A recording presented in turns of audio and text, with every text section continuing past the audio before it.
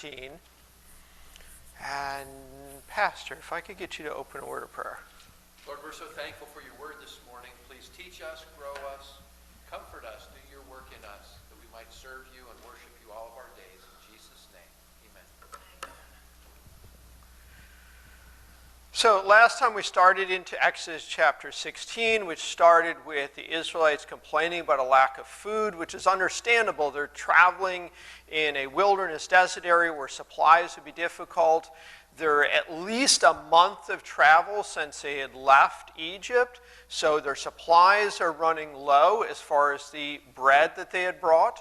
Though their complaints were somewhat exaggerated in that they still had their flocks of sheep and their cattle that they didn't want to kill and eat, evidently. But if they were really about to die, they could have easily have done that. Additionally, they had also forgotten what God had done to remove them from Egypt, protect them at the Red Sea, and provide sweet water at Marah where there was only bitter water. So they were exaggerating and forgetting with their complaints, though there was some legitimacy to their need for food. We looked at the Lord then responds not in anger, but rather by promising that he will give food, he will give bread. So even though we stopped off at 13 last time, I'm going to back up, start at verse 10, and work our way back into 13. So Exodus chapter 16, verse 10. Now it came to pass, as Aaron spoke to the whole congregation of the children of Israel, that they looked toward the wilderness, and behold, the glory of the Lord appeared in the cloud. And the Lord spoke to Moses, saying, I have heard the complaints of the children of Israel. Speak to them, saying, at twilight you shall eat meat, and in the morning you shall be filled with bread, and you shall know that I am the Lord your God. And so as we saw with the 10 plagues, the same reason is given here. These events are occurring so the Israelites will know who God is, so that the plagues, so the Egyptians would learn who God is.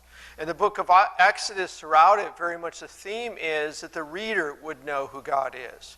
And there's no difference here. God is consistent here.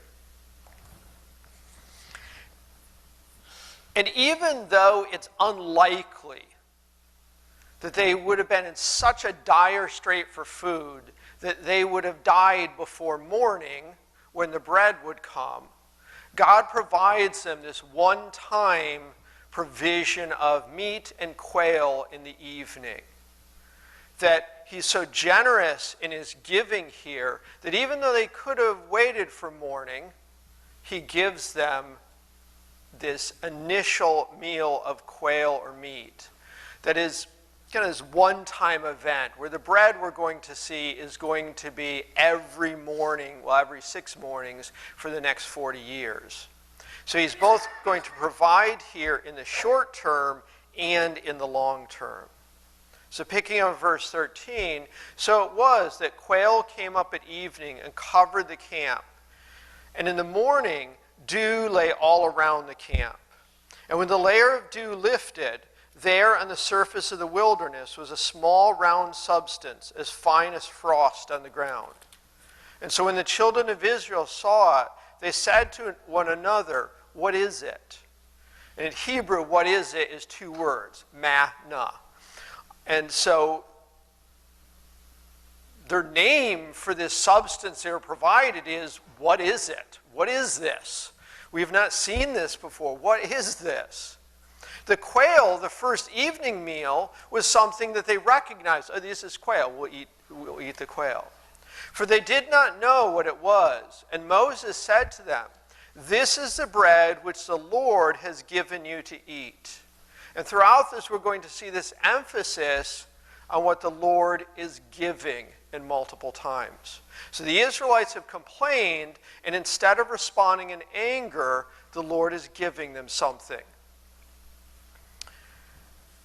Verse 16, this is a thing which the Lord has commanded.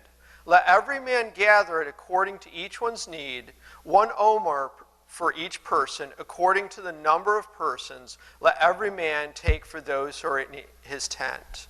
So this is the first commandment or the first rule that comes with the manna. God gives the manna, but then he gives 4 commands that they're to follow in regards to the manna. And the first one is, every man should gather according to one's need. They are to gather 1 day's supply for each person, and this is an omer. And an omer, we're going to see later, is about 2 quarts. So the first rule, they're to gather 1 day's supply. Now for us, that may not seem particularly odd or striking, because we have such access to grocery stores and such that one could, if they wanted to, or even restaurants, go and basically buy 1 day's worth of food and be really pretty confident that the next day you'd go buy another day's worth of food. But this being an agrarian agriculture culture, they very much would know that you can't harvest every day. A particular crop, there's a harvest time, and when the harvest is over, if you have not gathered and stored from that harvest, that's it. And so this command, as far as just gathering 1 day's need, would seem a little surprising, because they're expecting, well, we need to gather enough so that until we get to our next resupply point, our next harvest point, we're able to have this. And here God is teaching and testing them that they would develop faith in him, that he is providing for them. And so it's in verse 17, then the children of Israel did so and gathered some more, some less. So when they measured by omers, he who gathered much had nothing left over, and he who gathered little had no lack. Every man had gathered according to each one's need. So in this, there's kind of this discouragement of greed, in that an individual would not be having over an abundance of what they needed. At the same time, because this is not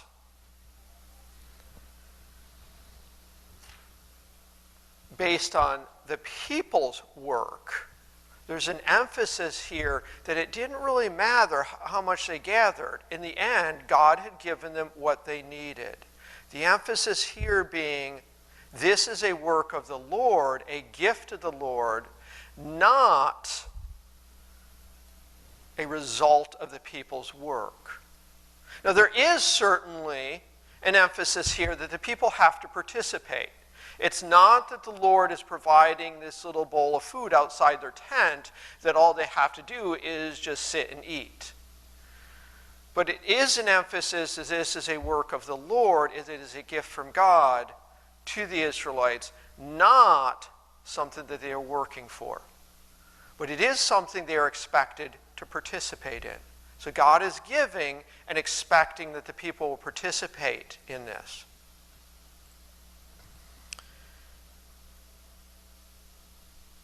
And Moses said, let no one leave any of it till morning. So the second rule follows along, in that they're to gather 1 day's supply, and to make it very clear that they're not on some rationing here where they need to take that 1 day's supply and make it last multiple days and basically just on the borderline of starvation survive, as they might have been used to.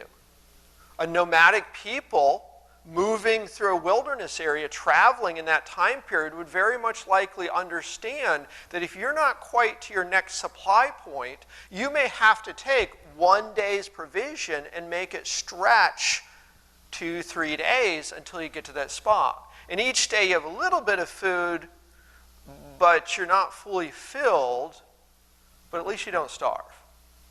So here the second rule is emphasizing the first one. It's just 1 day's food, and there are to be no leftovers. The second rule, no leftovers. A little bit like the rule at the Passover, where they were to prepare a Passover lamb and there were to be no leftovers for the next day. And again, these two rules are very much attached to an agricultural people who are very used to, well, harvest isn't possible every day, so we need to make sure when there's a harvest, we bring it all in and store it. Not only that, if they're familiar with their own history and how they got to Egypt, which likely they were, Israel, not Israel the nation, but Israel the individual, Jacob, and his sons and their wives and the immediate small family clan moved from the land of Canaan to Egypt because of a famine in the land of Canaan. And because of the provision of Joseph already being in Egypt and already have found favor at that time with the pharaohs who were in control at that time, he had a dream that God impressed upon him that there was going to be a famine and that he should tell Pharaoh that Pharaoh should make storehouses to store up plenty of food. So in their history, they would have been used to, if they remembered their history, that God had brought them to Egypt originally because of a lack of food and had provided by having these large stores of food in Egypt. Here it's a complete opposite of that. As they're leaving Egypt, they're needing food, and God is telling them he's going to give them one day's food, and they shouldn't even try to hoard and save a little of that food. There should be no leftovers. You might as well eat it all on that day because there should be no leftovers. This is a second rule. But despite this rule in verse 20, notwithstanding, they did not heed Moses. And Moses being God's spokesperson here, we could also understand and read this as notwithstanding, they did not obey God. But some of them left part of it until morning, and it bred worms and stank. And Moses was angry with them. So the result of their disobedience of this second rule, some of them, was that the next day, what they had gathered was rotten and full of worms and maggots and wasn't fit to eat. And Moses was angry with them. So not only the day before did they cut themselves short of the blessing that they should have received as having a full belly on that day, the next day they're waking up to rotten food and their leader angry at them. And really here, it's not that they're, as I said, it's not that it did not heed Moses. It's really they did not believe the Lord would provide for them every day. They were, in a sense, trying to do the work the Lord had promised he would do. Now, certainly with this, we're seeing these commands that God is commanding them. We've seen 2 of the 4 so far that they are to do. But other parts of it, the giving of the bread, the manna, is something God promised he would do. And here they're stepping outside and they're saying, okay, we're not going to do what God has commanded us to do. We're going to try to do what God has promised he will do. And that's something that the human race still struggles with as far as saying, well, I don't want to do what God wants. And at the same time, starting to say, but I'm so great, I will do what God said he'll do, and I don't believe he's going to do it. So I'm going to do it in my own strength. So we have to recognize that certainly God commands us to do things, but God has also promised there are things that he is not asking us to do because he is the one who does them. We see that even in terms of salvation, the gospel. That's a work of God that he has done for us that we receive as a gift. But how many people still today think, well, that's not enough. I somehow can be so bad that God won't come through on that promise. And so I've got to do additional work on top of that. I'm not going to trust that God really saved me, and I'm going to try to do additional work to do what God said he would do. It's the same thing that here the Israelites were falling into that. And so picking up verse 21, so they gathered it every morning, every man according to his need, and when the sun became hot, it melted. And so the third rule here indirectly is, each day when they gather it, they have to gather early in the morning before the sun gets high, the sun gets hot, because if they don't, the manna's gone. It's not that they can go, oh, well, God is giving us all this, so I'll just go out, have a snack when I'm hungry, and later in the day have another snack, and later in the day have another snack. I'm not going to gather what I need. I'm just going to eat as I want. Here, the third rule is that they need to gather it every morning because it's not going to be there all day. Now, it will be there again the next morning. So if one day they're lazy and don't gather and miss out, they're not going to die. They're going to be hungry and learn that lesson that they should have gathered it in the morning. So there's both this balancing of believe and trust in God that he'll provide it, but there's also the expectation of a participation in that the individual has to get up and actually go out and gather it. So there's both participation, but also you need to have faith and believe that this is a gift from God, not of their work. And then the fourth rule, which was actually already introduced, the Sabbath rule, was introduced earlier in verse 5 of this chapter, is then reintroduced here specifically in verse 22. And so it was on the sixth day that they gathered twice as much bread, 2 omers for each one. And all the rulers of the congregation came and told Moses. Evidently, it seems like the rulers here, and the rulers would be those who are leaders of each tribe, are remembering that when the people gathered more than one day's worth, they were breaking the first 2 rules, and the next day it was rotten. And Moses got angry. And so evidently there's this group of the leadership here who's like, people are doing it again. Moses is going to get angry. We don't want to get yelled at too. Let's go and let Moses know this. But evidently they've kind of forgotten that. If we flip back to verse 5, and it shall be on the 6th day that they shall prepare what they bring in, and it shall be twice as much as they gather daily. God had already told Moses that. Moses had already shared that. And so here, it's kind of good that they're remembering the lesson that came with the first disobedience, and that is that you gather 1 day's worth, and the second rule as far as no leftovers. And they did learn from that. But evidently in learning for that, they had forgotten that on the 6th day, there would be twice as much.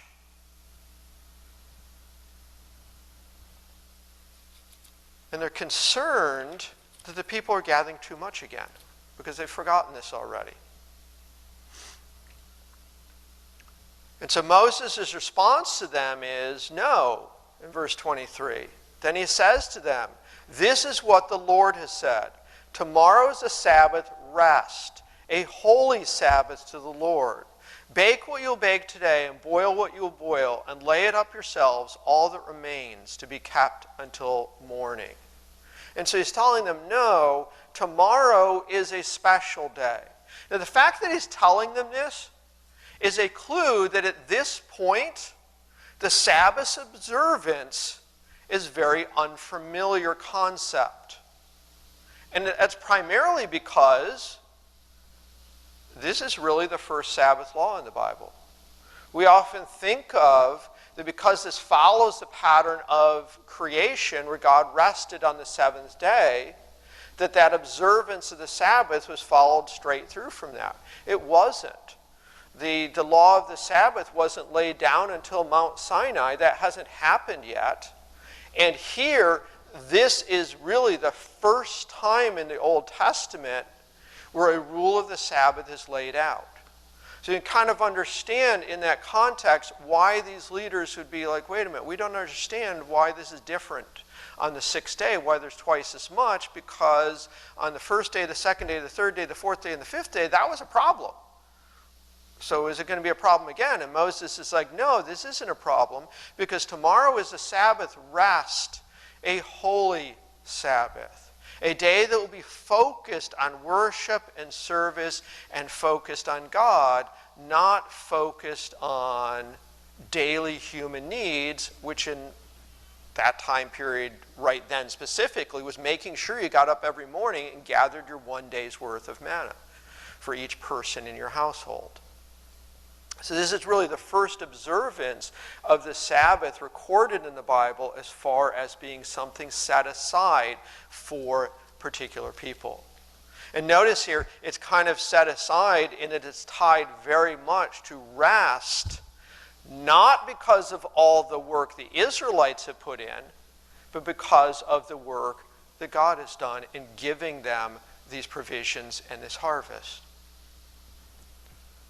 So this really isn't something that was a rule that started in Genesis that they should have already known. This is something new that's preparing them for the covenant and the Sabbath rules and the full Ten Commandments at this Mount Sinai once they travel to there. And so they laid it up till morning as Moses commanded, and it did not stink, nor were there any worms in it. So this is a little bit of a surprise to them. Again, it was a measure of faith. They first had to have faith that really only gathering one day's worth and eating that all on one day, they were going to have provisions the next day.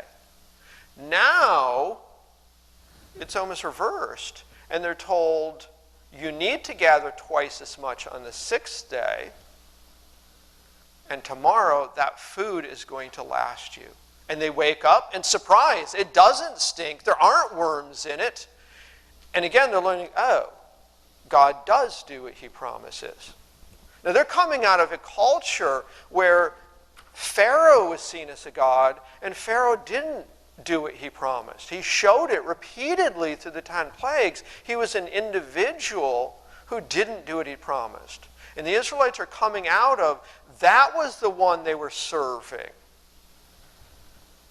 And we saw last week how this chapter began, that they hadn't quite learned that in verse 3 of this chapter. And the children of Israel said to them, oh, that we had died by the hand of the Lord in the land of Egypt when we sat by the pots and meats and when we ate bread to the full. They were basically saying, oh, it was so much better serving Pharaoh, because at least then we had food.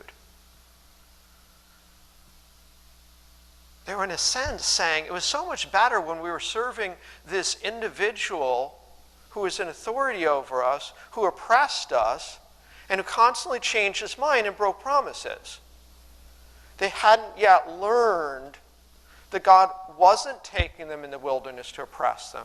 He wasn't taking them out into the wilderness to abandon them. He wasn't taking them in the wilderness to break promises. He was taking them there that they would learn to have faith and trust in him, that he is a God who keeps promises. And so that when the children of Israel saw it, oops, wrong verse, sorry. We already read that.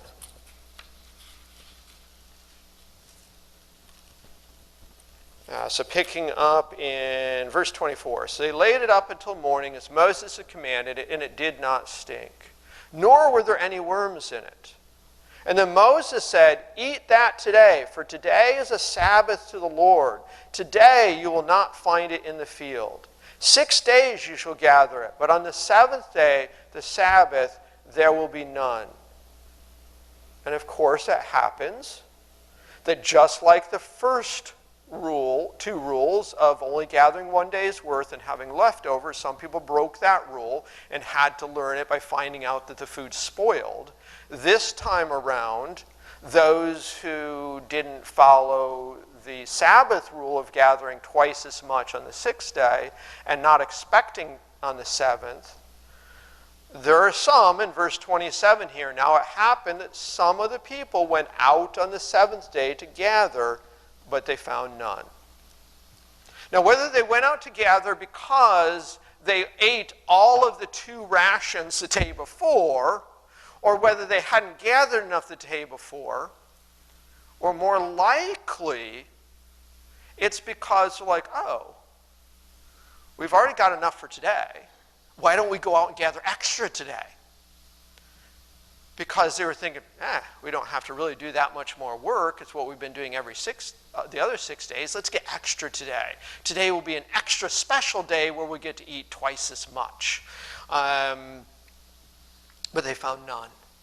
So the reward here for either being greedy or not gathering the day before is that they find none. Worst case, they're hungry for the day.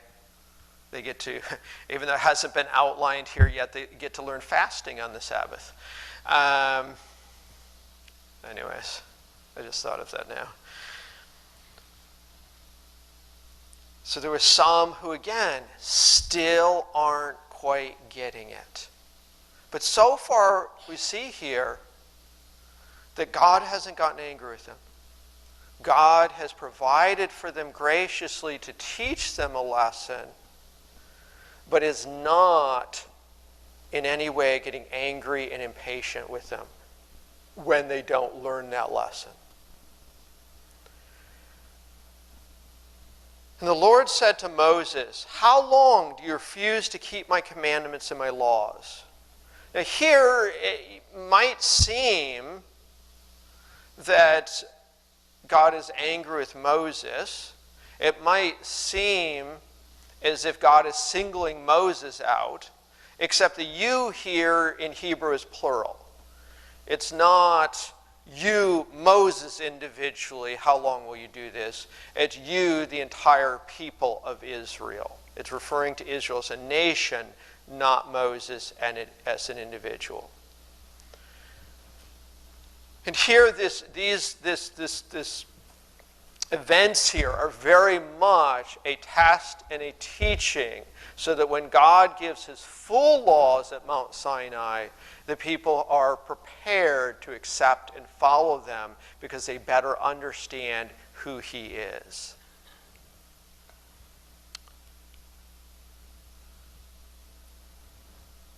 See, for the Lord has given you the Sabbath. Therefore he gives you on the 6th day bread for 2 days. Let every man remain in his place. Let no man get out of his place on the 7th day. And so the people rested on the 7th day. And the house of Israel called its name manna. And it was like white coriander seed, and the taste of it was like wafers made with honey. So first, the description here, as far as what it looked like, coriander seeds, little round seeds that would have covered the ground after the dew that they would have seen and needed to collect. And it would have been white, almost like frost. It says it was like wafers made with honey. This wasn't just a food that was a sustenance food, that was a ration that kept them alive. This description here, wafers made with honey, would indicate that this was the finest and most delicious food they could imagine. It wasn't just flaky bread. Because keep in mind, at that time, refinement of sugar didn't exist. And so the only way you sweeten food was either taking fruit and crushing it up, either dried or fresh fruit, crushing it up and mixing it in with whatever you were eating, or using honey. And additionally, at that point, Beekeeping, as far as domesticated honey production, really didn't exist.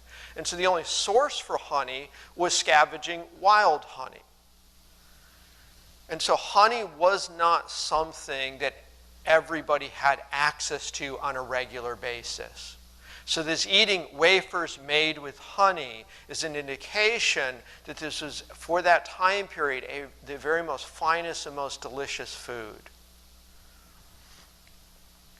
Also, we see in verse 29 the emphasis that God is giving that finest, best food, and the Lord has given the Sabbath as a day of rest.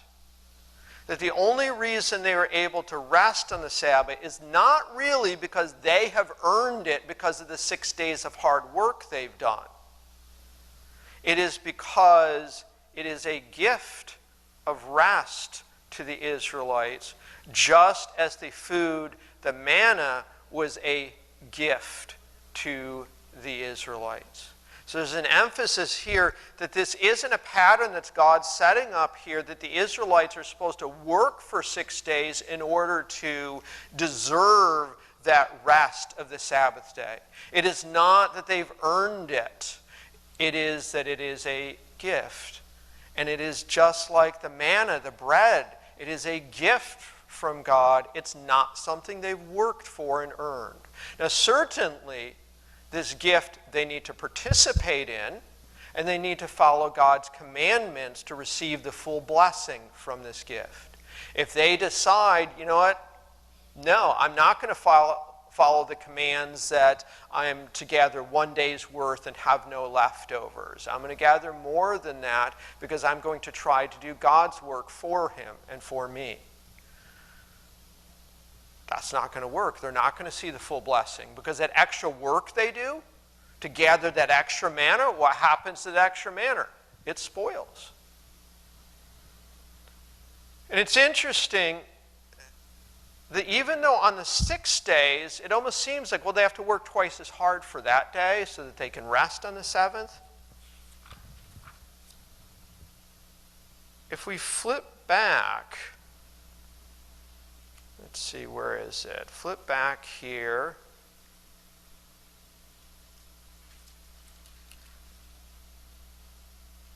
To verse 22. On that first 6th day, it's worded on that 6th day, they gathered twice as much bread, and all the rulers of the congregation came and told Moses. To me, that almost reads like when they were gathering up the manna, they weren't intending to gather twice as much. It was a bit of a surprise in that they got done gathering and they're like, wow, we have twice as much now. And the ruler's like, oh, this might be a problem. We need to go and tell Moses. Now, I don't know for sure if that's the case, but to me it seems kind of weird that this would have been a concern if they had intentionally done it. If they were like, oh, 6th day, we need to gather twice as much. The rulers wouldn't have been as much concerned going to Moses on this. So it almost seems like when they got done gathering, it's like, ooh, we've got more today. Again, this being a gift from God, not effort on their part. As it said in verse 29, there's again this emphasis. The Lord has given you a Sabbath. Therefore, he gives you on the 6th day bread for 2 days. It doesn't say, therefore, on the 6th day, you need to do twice as much work.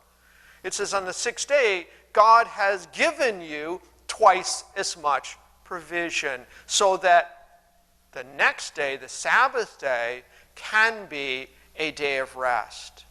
And I think this is also very much a contrast that's being set up to the false gods of Egypt, as Pharaoh was set up in Egypt as being and considered in Egyptian culture as a deity or a god, but very much a false god.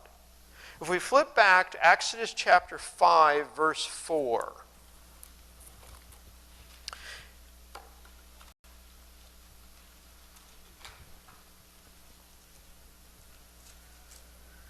In Exodus chapter 5, verse 4, well, Exodus chapter 5 starts with the first time that Moses comes to Pharaoh and says, "Let my people go." And when Moses goes to Pharaoh and says, "Let my people go," we have Pharaoh's response in verse 4 of chapter 5. Then the king of Egypt said to them, "Moses and Aaron, why do you take the people from their work? Get back to your labor." And Pharaoh said, "Look, the people of the land are many now, and you make them rest from their labor? You make them rest from serving and worshiping me, Pharaoh? How dare you do that?" And not only that, in verse 6, the same day Pharaoh commanded the taskmasters, the rulers of the people, and the officers, saying, "You shall no longer give the people straw to make bricks as before. Let them go and gather straw for themselves. You shall lay on them the quota of bricks which they made." So here, Pharaoh very clearly is against a day of rest for the Israelites. His attitude is, Moses, if you want to take them into the wilderness to worship and serve your God Jehovah for 3 days, that's 3 days they're not working. And if you think that they have time for rest, they really have time for more work. And his response is here, not only do you have to make bricks and the same number of bricks, you have to work harder for that. And the Israelites' response to that is to go to Pharaoh and complain. In verse, chapter 5 still. Where do they go to complain? There we go. Chapter 5, verse 10. And the taskmasters of the people and their officers went out and spoke to the people, saying, "Thus says Pharaoh, I will not give you straw. Go get yourself straw where you can find it, yet none of your work will be reduced." So the people were scattered about throughout all the land of Egypt to gather stubble instead of straw. And the taskmasters forced them to hurry, fulfill your work, your daily quota. And the officers of the children of Israel, whom Pharaoh's taskmasters had set over them, were beaten and were asked, "Why do you not fulfill?" And then the officers of the children of Israel came and cried out to Pharaoh, saying, "Why are you dealing thus with your servants? There is no straw given to your servants." And they say, "Make brick." And Pharaoh's response in verse 17, "You are idle, idle. Therefore you say, 'Let us go and sacrifice to the Lord.' Therefore go now and work, for no straw will be given you. You shall deliver your quota of bricks." And so from there they then go and complain to Moses about this. So back in chapter 5, we have the Israelites complain to Pharaoh, and his response is to deny rest, take away the straw to make their work harder, and take away their opportunity for rest. So they complain, and Pharaoh's response is, take something away and deny rest. Here we see in chapter 16, the people complain, the Israelites complain to God, and his response is to give them food, and not only to give them food, but to provide 1 day a week of rest from even having to gather that food that he's given them. So throughout the 10 plagues, there was a contrast between the false gods of Egypt and what they could not do, and what Jehovah God, the one true God, could do. That comparison still carries over here in showing the Israelites who Jehovah God was in difference from the false gods of Egypt that they had been oppressed and had to serve under. They were used to having things taken away and being denied rest. They are now being given something and being provided rest. Again, very much a picture of how God operates. We're seeing so far throughout this passage that God is giving. The people are expected to participate if they're going to receive the full blessing. So it's a gift that the individuals do have to participate in. God then provides commands, and the people are to obey them. The order in this chapter is not God gave commands, the people obeyed, and then they were given a gift and given rest. It's very much the other order. God gives, people are to participate. God commands, the people are to obey. It is not God commands, people obey, and then God gives. It's the same thing with salvation. God gives us salvation. He gives us that if we accept and participate in it. And then because of that great gift that we were given, he then gives us additional commands that we are to obey. And our obedience isn't a matter of if we don't obey, we're going to lose the salvation. It's a matter of we may lose some of the full blessing that we could have. And these commands are because God knows what is best for us in terms of providing for us. And so in verse 30, so the people rested on the seventh day. So after this kind of second disobedience where some of them, tried to gather more, etc., and after all this complaining, God still provided here rest on the seventh day.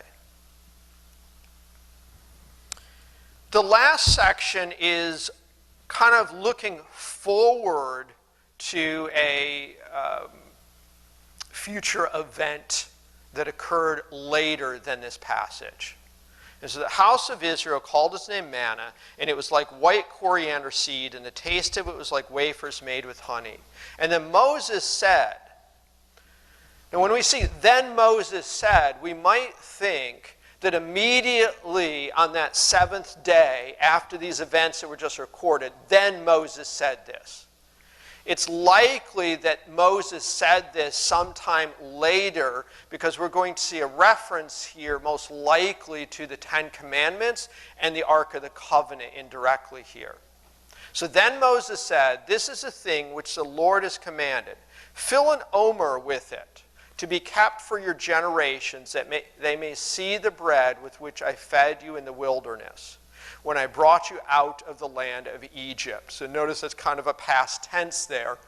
This is something that they may see the bread from which I fed you in the wilderness when I brought you out of the land of Egypt. So this is something for a generation of people who were not every day for the next 40 years getting up and having manna for breakfast. They didn't need to have an omer of it collected for them to remember because every day they remembered that. And Moses said to Aaron, take a pot and put an omer of manna in it and lay it up before the Lord to be kept for your generations, so for future generations. As the Lord commanded Moses, so Aaron laid it up before the testimony to be kept. In the Old Testament, when the testimony is referred to, it typically refers to the tablets of the law that were stored in the Ark of the Covenant.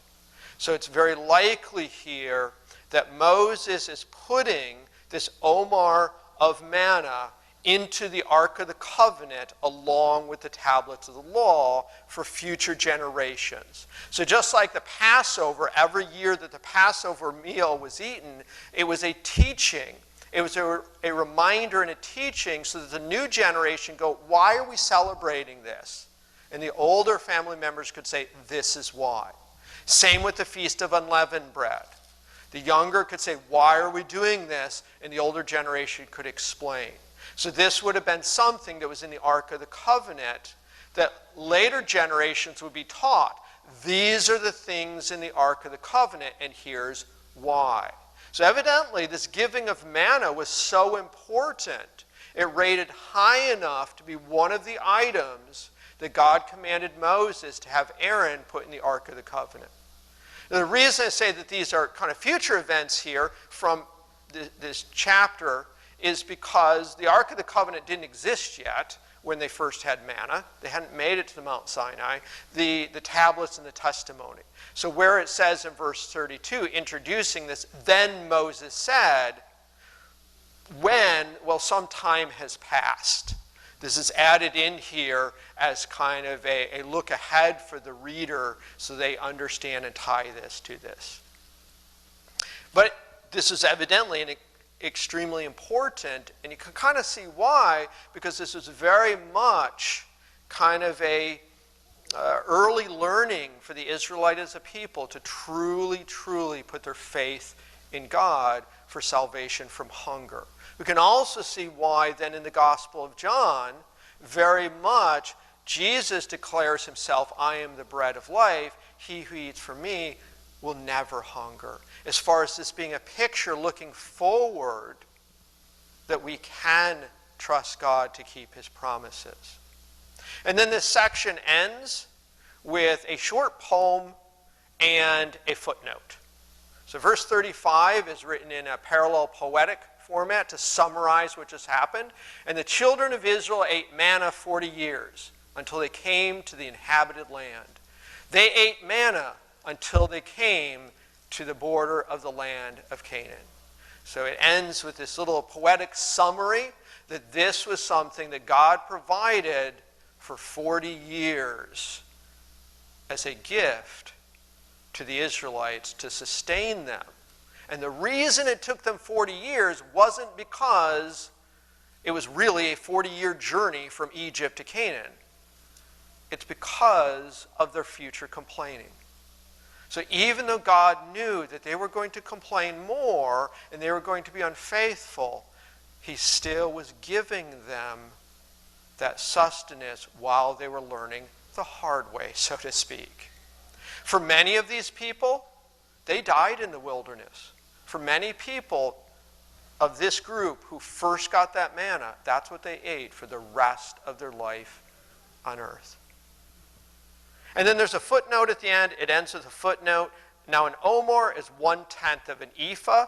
Evidently, by the time this was written, an omer wasn't a very common unit of measurement. It's the only time omer is mentioned in the Bible as a unit of measurement. Later, an homer is mentioned, but individuals think those are not the same measure.